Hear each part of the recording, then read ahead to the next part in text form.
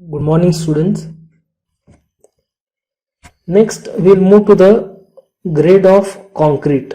So, how we are going to specify or define the concrete? The quality or the grade of concrete is designated in terms of number, that is its characteristic compressive strength. So, if you see, generally we say that it is M10, M15, M20. So what this M indicates? M indicates that it is a mix. And this 15, for example, if you take this 15 now, what is 15? 15 is nothing but characteristic compressive strength of concrete. So how do you find this characteristic compressive strength of concrete? So we will prepare a cube of size 150 mm, which is being cured for 28 days. At 28 days, we are going to find out its compressive strength. So its strength shall not be less than 15 Newton per mm square. Then we can say that this is M15 grade of concrete.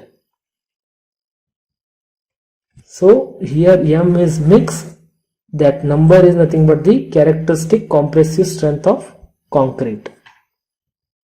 Next is we will see regarding the reinforcing material. So why this reinforcing material is being provided? What is the purpose? As we know, concrete is strong in compression but weak in tension. So who is going to take the tension? The reinforcing material. What reinforcing material we are going to use? So that material, it has to take the tensile stresses which are being developed in the structure. For that purpose, the reinforcing material is being used. Many a times, like steel is being used, or like they tried with fibers, certain fibers and all, and they found out that steel is better compared to all the other reinforcing materials. The next is to increase the strength of concrete sections. As steel is stronger, so it is going to impart, or it is going to provide the strength to the concrete structures. Then next is to prevent the propagation of cracks. Whenever, like for example, if the beam is subjected to the load, bending happens due to flexure. Due to flexure, what happens is it may be subjected to the cracks, or due to temperature or creep and shrinkage, stresses will be developed. Due to that, cracks propagate in the structure. So as to avoid that, what happens is it is being taken by the reinforcing material. For that purpose, we are going to provide this reinforcing material. Then next is to make the sections thinner. As I said that it is stronger compared to the concrete sections. If you are going to provide the steel, it is stronger. So as it is stronger, so steel required will be less. So then what happens is that the concrete sections what we provide, it will be thinner sections. Then our structure will be more economical. Next is we will see the suitability of using steel as the reinforcing material. Why we are going to use steel itself? Why not some other material, right?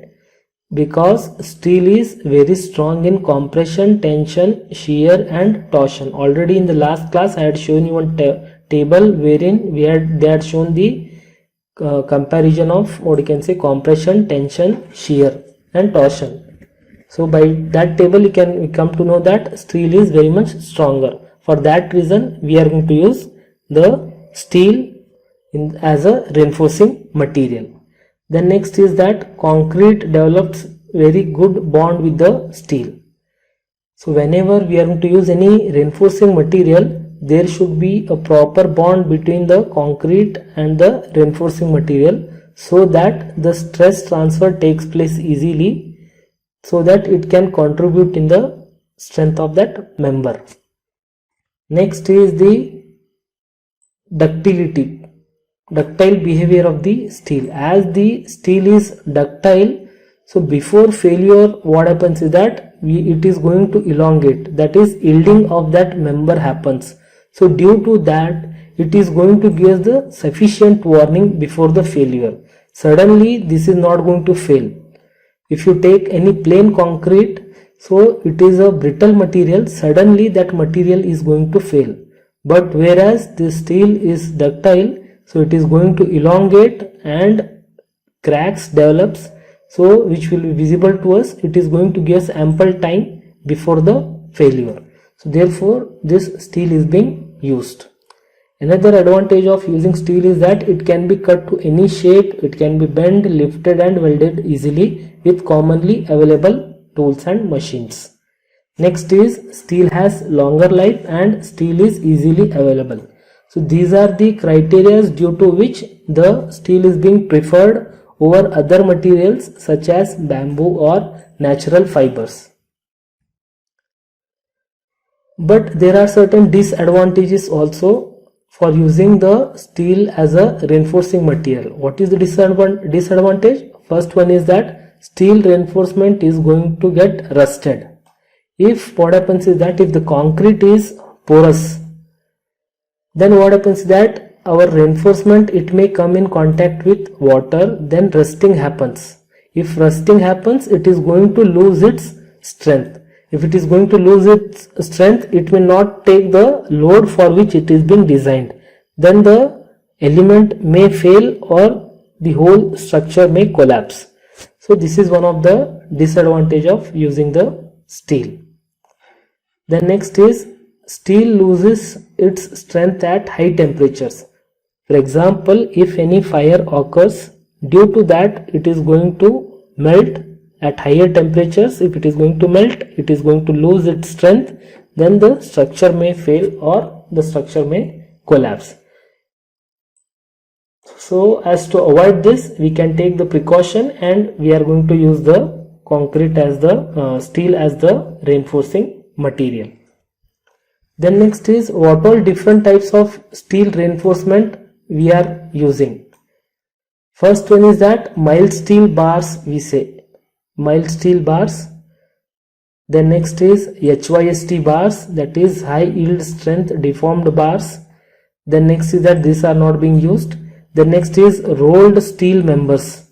If you see any trusses and all, with the help of these angles, T sections, I sections, beam section, joist, channels, etc., with the help of that the trusses are being constructed, right? So for that purpose this is being used. So we are not going to study regarding this. So another subject we have, that is design of steel structures. In that we are going to study regarding this. The next is usually we say TMT bars, that means thermomechanically treated bars or corrosion resistant steel bars.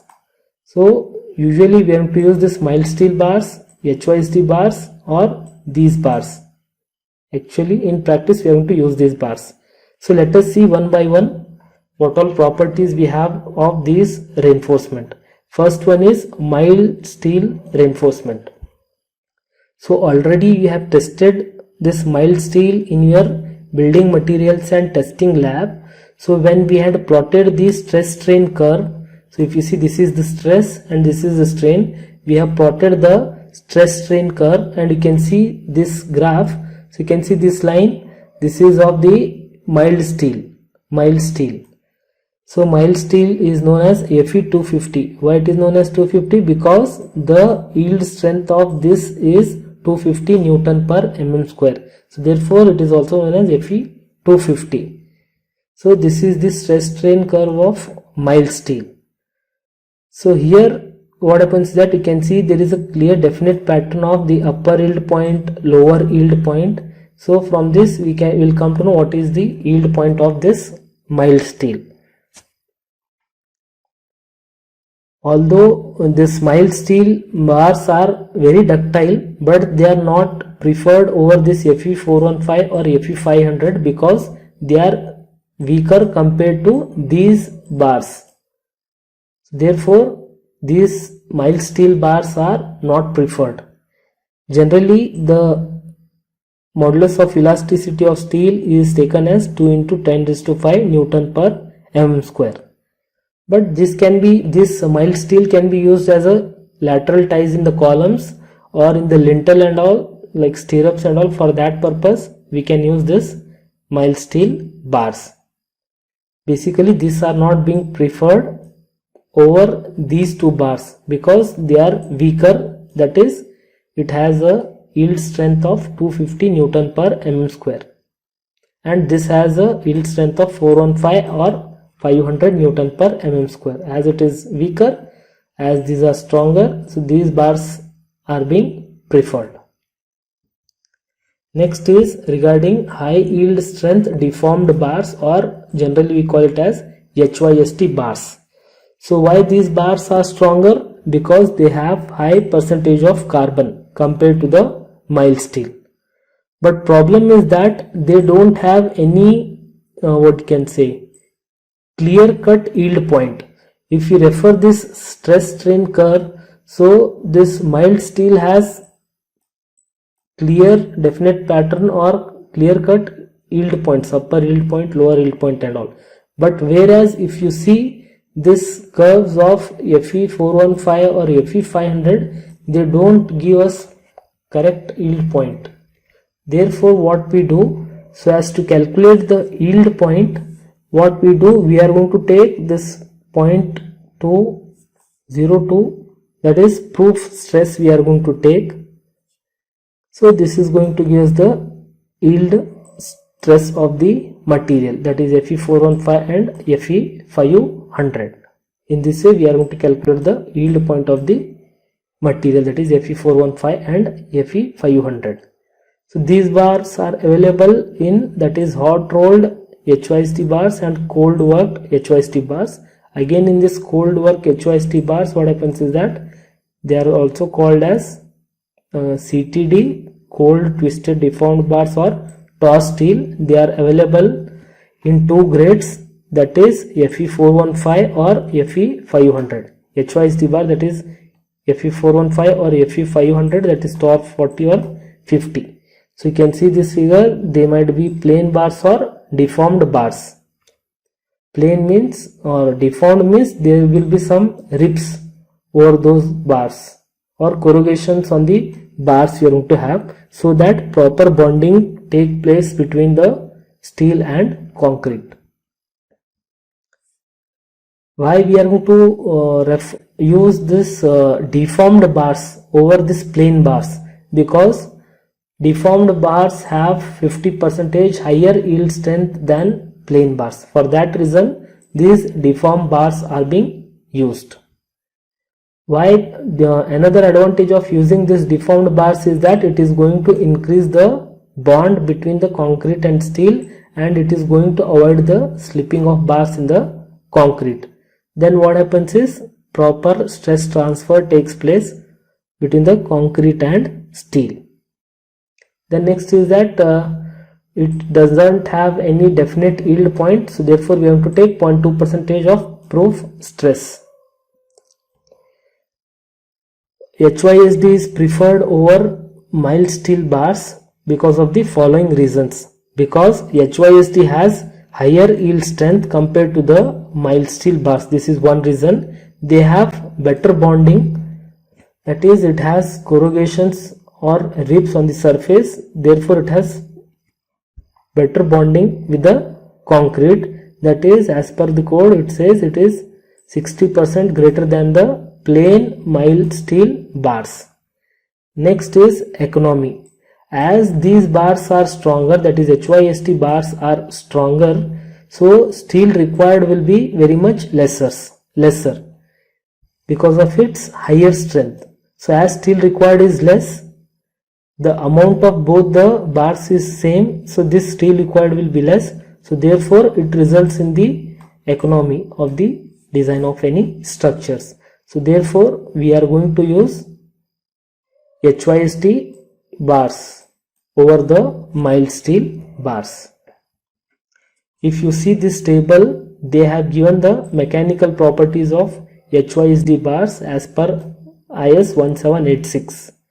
So here they have given Fe415, Fe500, Fe550, Fe600. Then next is, you can see in the next column they have written D. So this D indicates that it has more ductility compared to the previous version. That is, if you see Fe415 and Fe415D, that means this is more ductile compared to its previous, that is Fe415. Similarly, this is more ductile compared to this. So Fe415, what it indicates? 415 is nothing but the proof stress, 0.2% of proof stress or yield stress. Similarly, if it is 500, it is 500, 0.2% of proof stress. Similarly, 600 means 0.2% of proof stress is 600. Then next, if you see this, compare, if you compare this Fe415 and 415D, you can say that percentage elongation of Fe415 is 14.5 and this is 18. As I said that D is nothing but, that indicates that it is more ductile, so therefore percentage elongation is more compared to its previous version. Similarly, this also, you can see percentage elongation is more. Then next is its tensile strength. What happens is, this 415D, it will have more like strength, that is 12% more than the actual 0.2% of proof stress, whereas this will have only 10% more than the actual proof stress. That is, and it shall not be less than 485 Newton per mm square, and for this it shall not be less than 500 Newton per mm square. Similarly for all the other grades of steel. So in practice nowadays we have Fe500, 550, 550D and all these are being used. This steel is being presently available in the market, which is being used for the construction of the RCC structures. Then next is, we have TMT bars. So this TMT bars, they're having superior properties compared to the HYSD bars. Why? Because they are being manufactured by passing over the hot rolled steel bars through the cold water. Due to this, what happens is that outer surface will be harder and inner core will be softer. Due to this, it will have more ductility.